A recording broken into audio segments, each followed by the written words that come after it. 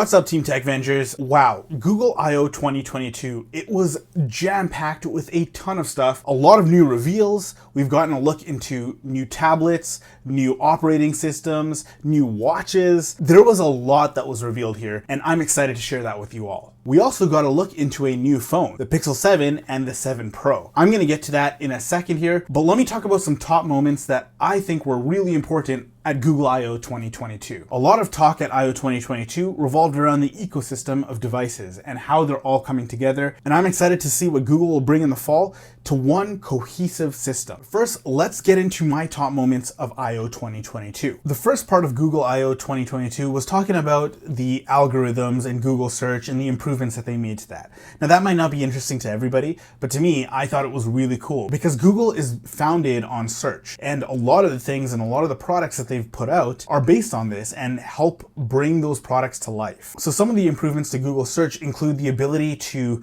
actually use pictures along with words to find things.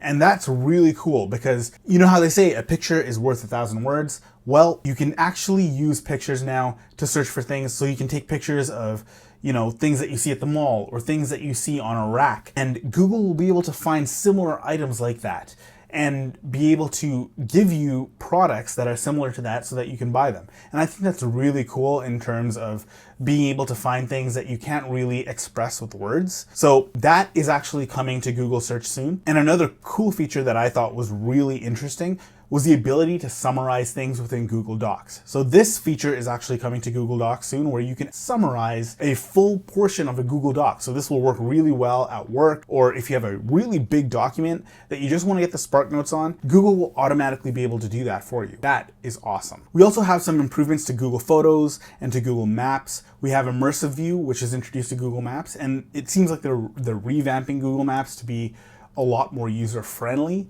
So that's really, really interesting, and I can't wait to see the improvements that they make on that. So there's some major improvements to how ads are delivered to you. So you can actually select what is presented to you in ads and what you can choose. So if it's not relevant to you, you can actually tell Google that you don't want to see those ads anymore, and that's really cool. Another thing is that you have control over your own data. So when you Google yourself, you'll probably see a lot of results. Now you can actually choose what Google delivers to other people. And if you want to delete a lot of stuff that's out on the search engine, you can do that now, and they make it super easy for you. Privacy and security was one of the main tenets that they focused on in this presentation. Now, Android 13, a lot of you have access to it already, but this OS is going to bring all of the devices together. And this is kind of in unison with their plan to have a cohesive ecosystem. What does that mean? Well, you'll see in a second. If you've ever used any Apple devices, you'll know what I'm talking about. You can use your watch to, take a picture with your phone. You can use your tablet to use iMessage and then move on over to your laptop and continue where you left off. It's really cool, and I'm so glad to see that Google is doing this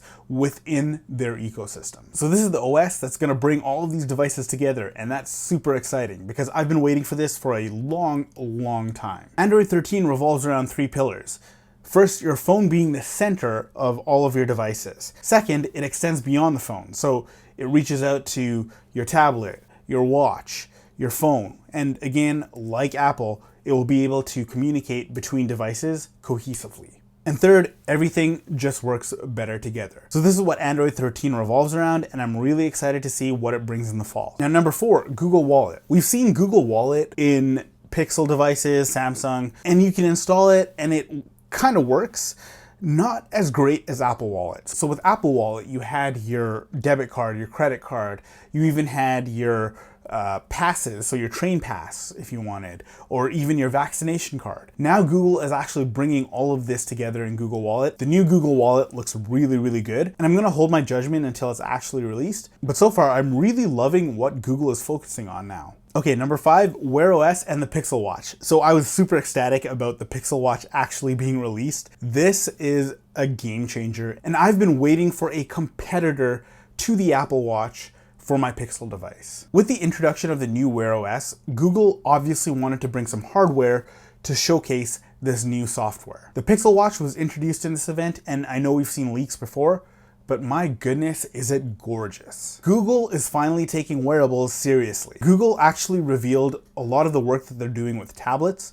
They didn't reveal the Pixel tablet itself, not officially, but they've actually announced that the tablet is coming soon in 2023. They showed a little bit of a demo of Tablet OS and it looks great. It works exactly like iPad OS, where you can have multiple apps on one screen. You can sync messages between your tablet, your phone, and your Chrome OS laptop. I'm just excited that they're taking tablets seriously now.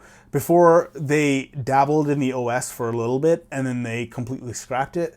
But now they're going all in, and this is great for competition. To start, Google actually announced that they're optimizing their own apps for tablets, which is a great start, but we need to get some developers on board. They showed the notification shades as well as the control center and all the things and improvements that they've done to Android L, and it looks really, really good. There's also an app taskbar at the bottom where you can choose a different app. It looks really refined and clean. I'm not gonna lie, I'm really impressed with Google right now. Okay, let's talk about Fast Pair.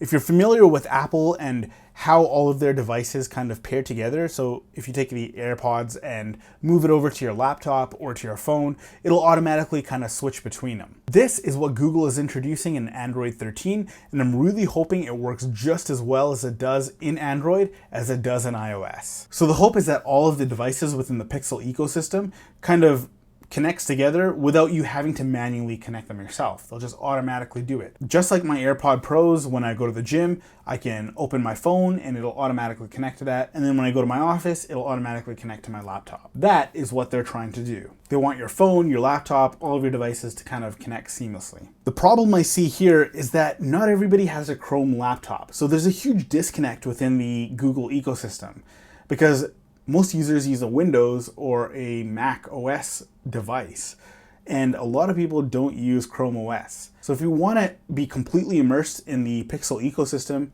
you're going to have to get a laptop that is Chrome OS. That is a huge problem, and I feel like that disconnect right there will cause a lot of friction. I'm thinking about how I am immersed in the Apple ecosystem, for example. I use my MacBook Pro, I use my iPhone, and I use my tablet. And I kind of switch between them as well, too. So if I want to take a photo or a video on my iPhone and move it over to my laptop or my iPad, I can just use AirDrop. But if there's a disconnect, like somebody using a MacBook and then using a Pixel and a Pixel tablet, then I feel like there's not going to be that cohesiveness that Google is hoping to achieve. Another kind of small thing that was introduced and I'm really excited about was the ability to do universal copy and paste.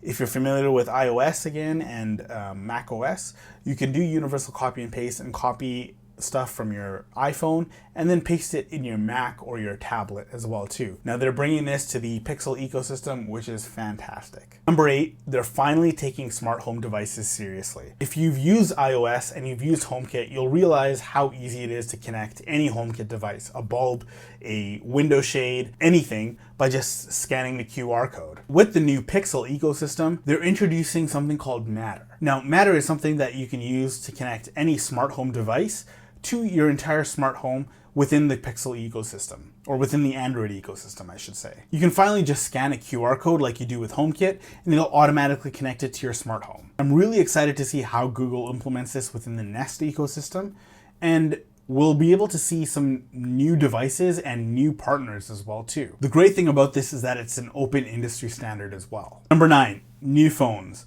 Now the Pixel 6a was actually a surprise, but even more of a surprise was the Pixel 7 and the 7 Pro.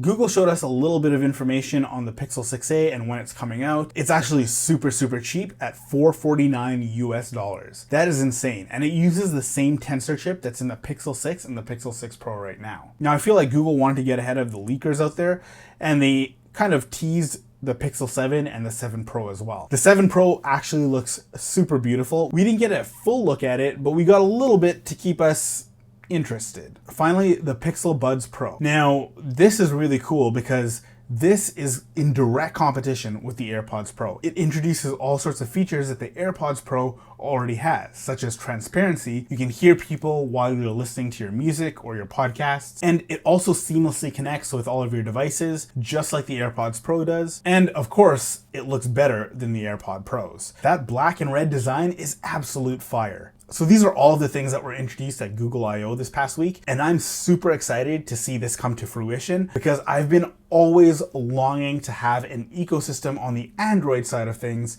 that work well together. And we've never had that up until now. What do you guys think of Google I/O 2022? Were you guys just as excited to see the Pixel tablet and the Pixel 7 and the 7 Pro introduced? Let me know in the comments below what your favorite thing of Google I/O was, and I would love to hear from you. That's all I got for you today. Don't forget, when it comes to tech, the Tech Vengers are there. We got your back.